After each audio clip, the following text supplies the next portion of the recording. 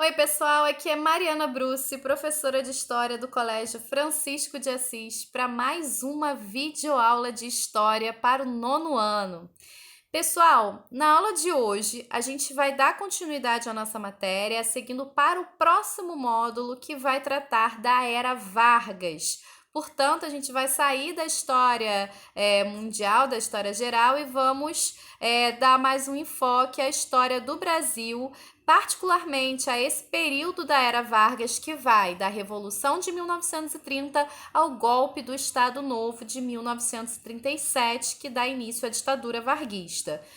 No caso, pessoal, a nossa prova, como foi anunciado lá na nossa sala de aula virtual e nas circulares que vocês receberam, vocês realizarão uma prova online na semana do dia 4 ao dia 8 de maio. A matéria da prova vai ser Segunda Guerra Mundial e essa aula de hoje aí sobre a Era Vargas até o golpe de 37. Na semana da prova, que é lá no dia 4 ou dia 8 de maio, eu vou soltar aqui para vocês também uma videoaula de revisão dessa matéria para auxiliá-los aí nesse processo de elaboração dessas provas, ok?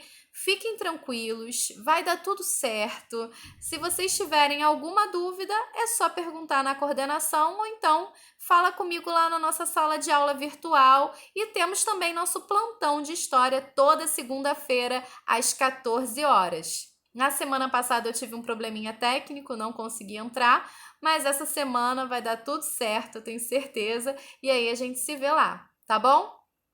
Então vamos para a aula de hoje? Então, gente, vamos lembrar, né? A gente estudou antes desse processo todo da pandemia, a gente estudou a República Oligárquica.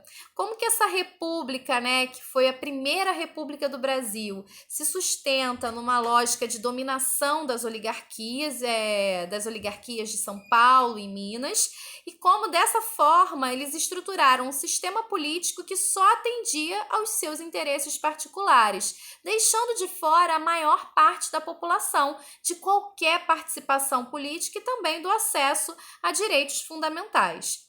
As contradições, né, de se colocar, de se instituir uma república, um governo do povo, que é apropriado por uma oligarquia, um governo das minorias, das elites, essas contradições vão se acirrando ao longo do tempo e nos anos 20 gera uma crise orgânica estrutural em todas as dimensões, que termina com o golpe de 1930. Esse golpe de 1930, que leva Getúlio Vargas ao poder, ele ficou conhecido historicamente como um processo revolucionário, a Revolução de 30, era assim como os sujeitos políticos na época se autodenominavam. Mas acho que vale aqui a nossa reflexão. Será que esse processo que faz com que Getúlio Vargas chegue ao poder em 1930 representa efetivamente uma revolução? O que será uma revolução? Revolução, em tese, é uma transformação radical da realidade. E essa transformação radical pressupõe uma mudança de todas as estruturas, de tudo que a gente, né, de tudo que sustentava o regime anterior. E aí, numa avaliação aqui bem genérica sobre o processo de transformações trazido pelo Getúlio Vargas, a gente já vai constatar que, na verdade, a gente vai falar de algumas permanências e de algumas rupturas. E é a partir desse balanço que a gente vai chegar à conclusão. Afinal, foi golpe ou foi revolução? Então, eu vou deixar essa pergunta para vocês responderem, mas aqui eu vou apontar alguns aspectos para vocês refletirem. Então, do ponto de vista das permanências, o que a gente observa? A chegada do Vargas ao poder não rompe com o poder local dos coronéis. Eles continuam atuando de maneira mandatória nos territórios, exercendo seu domínio sobre a população camponesa e também por trás da principal atividade econômica do país, que era a agricultura, a agroexportação, nessa época, né, com ênfase à agroexportação do café. Portanto, o latifúndio, a grande concentração da terra no campo, segue vigente durante a Era Vargas, ela não é comprometida. Como eu já antecipei, mantém-se também a dependência da exportação do café e a exploração do trabalhador rural. Portanto, a gente tem nesse cenário uma permanência de uma estrutura que é política, que é econômica, que é social, que perpetua esse poder aí assimétrico dos coronéis em relação à população camponesa, que é destituída em grande medida de suas terras e que é carente de acesso a direitos fundamentais. Então, nesse aspecto, a Era Vargas não rompe com essas estruturas aí, mas rompe com outras estruturas e aí traz mudanças significativas para a República. Como, por exemplo, a partir da chegada de Vargas ao poder, a gente tem um processo de centralização do Estado e de efetiva construção da nação, porque até então o Brasil, como um país federalista, ele era bem fragmentado nos estados, com grande concentração de poder nos estados, e não havia ali uma centralização que pudesse falar por todo o território nacional. Havia uma maior influência ali, principalmente dos estados de São Paulo e Minas. Com o Vargas, a gente vai ter de fato o processo de construção da nação brasileira, e aí envolvendo todo o território.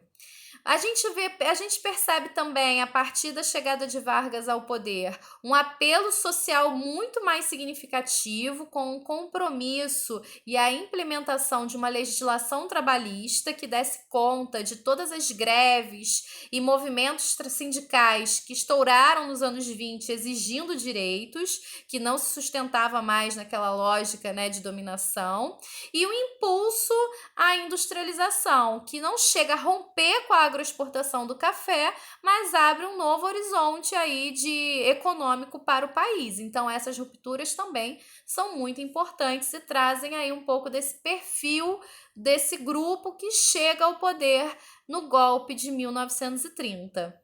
E aí vocês vão perceber como Getúlio Vargas, que é esse general aí que está ao centro da imagem, vai receber apoio dos tenentes, da burguesia industrial, dos trabalhadores, rompendo ali com aquele modelo da república oligárquica e inaugurando uma nova era na história do Brasil.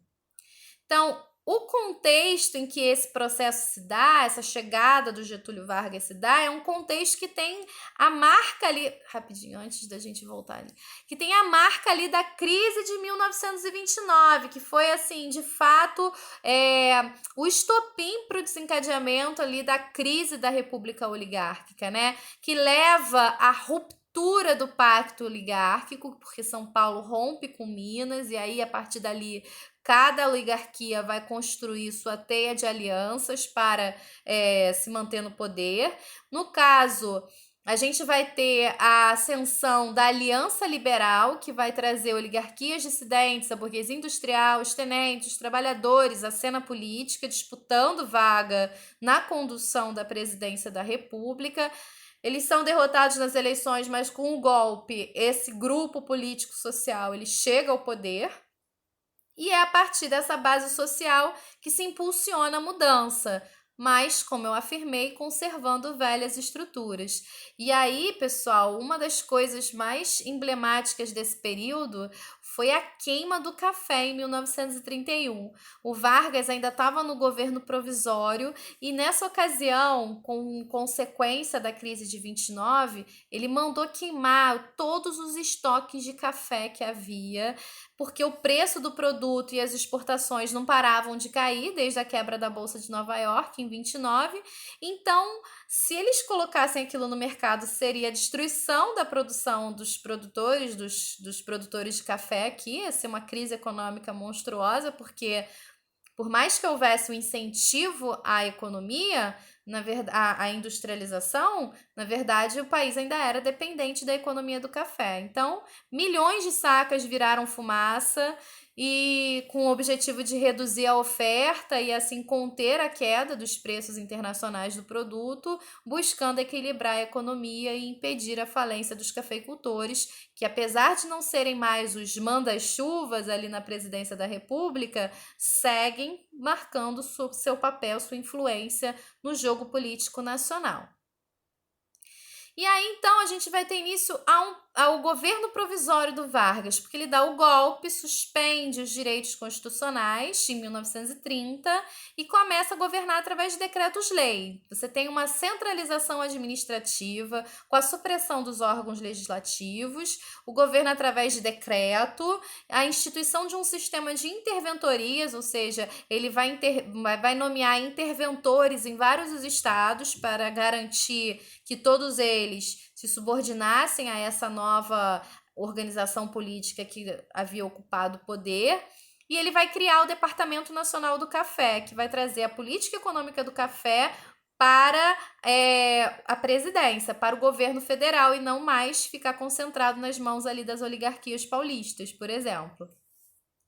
Ele cria o Ministério do Trabalho, Indústria e Comércio, já apontando para esse horizonte de impulsionar uma nova lógica econômica para o país, e da Educação e Saúde, atendendo a alguns dos anseios dos trabalhadores em todos aqueles movimentos dos anos 20. Em 1932, a oligarquia paulista em São Paulo, você vai ter uma reação a esse movimento, porque já haviam se passado 2 anos e ainda não havia uma nova Constituição para regulamentar aquela realidade. Então, você tem a Revolução Constitucionalista de São Paulo, em que o povo vai pegar em armas para exigir do governo a convocação para uma Assembleia Constituinte que redigisse uma nova Constituição condizente ali com aquela nova realidade política. Eles vão ser derrotados militarmente, mas a Revolução tem uma vitória política, porque a partir dali vai ser estabelecido um novo Código Eleitoral, que eu já vou falar sobre ele, e a convocação de uma Constituinte, que vai resultar na Constituição de 1934. O Código Eleitoral de 1932, ele vai trazer algumas mudanças importantes aí do ponto de vista dos direitos políticos do Brasil. Então, você vai ter a instituição do voto feminino, do voto secreto, então acaba aquela história do voto aberto, e do sistema de representação proporcional em 2 turnos simultâneos. Então, pela primeira vez, você vai ter também referência a partidos políticos, ainda que você pudesse se candidatar sem estar vinculado a nenhum partido. E a única questão é que permanece o caráter excludente e antidemocrático com o impedimento dos analfabetos de votarem. Como a gente conversou em sala de aula, os analfabetos no Brasil só vão ter o direito da participação política no Estado brasileiro na Constituição de 1988.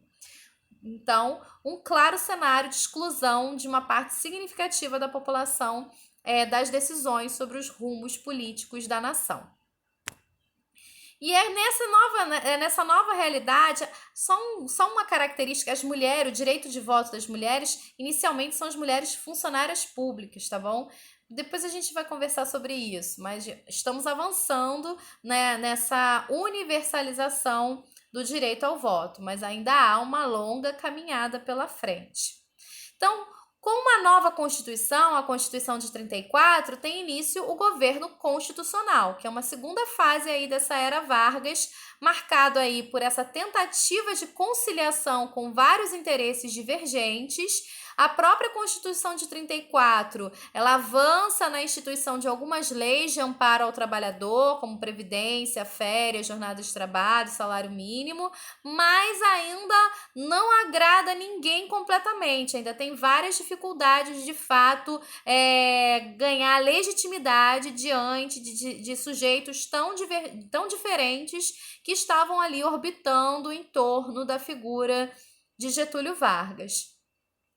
Nesse período, nos anos 30, tanto na Europa como aqui no Brasil, a gente vai ter um processo também de radicalização ideológica.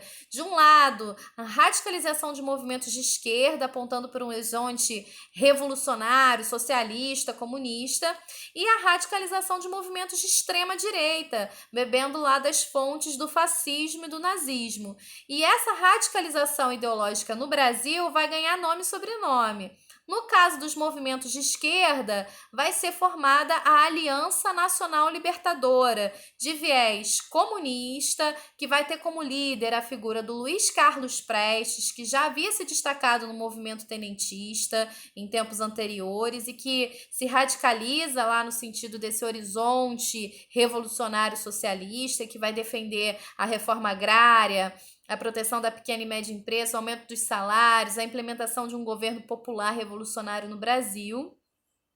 E de outro lado, você tem a Ação Integralista Brasileira, já de viés fascista, que vai ter como líder Plínio Salgado e que tem como suas principais ideias um discurso nacionalista, exacerbado, fanista, antiliberal e anticomunista, né? A própria imagem aí do Plínio Salgado e essa referência muito semelhante à saudação feita pelos nazistas alemães ao Führer, né? Que levanta a mão da forma como eles estão fazendo. Aqui no Brasil eles adaptaram para o Anauê. Então, com isso, a gente tem essa figura política, esse movimento político que também vai ter um papel importante no desencadeamento dos